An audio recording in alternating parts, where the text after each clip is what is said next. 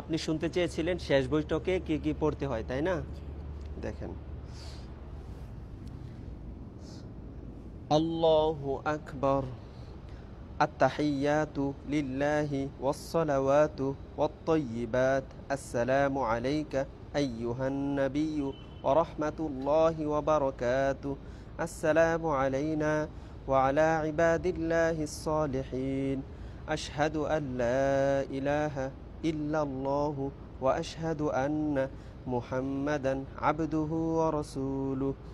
اللهم صل على محمد وعلى آل محمد كما صليت على إبراهيم وعلى آل إبراهيم إنك حميد مجيد. اللهم بارك على محمد وعلى آل محمد كما باركت على إبراهيم وعلى آل إبراهيم إنك حميد مجيد.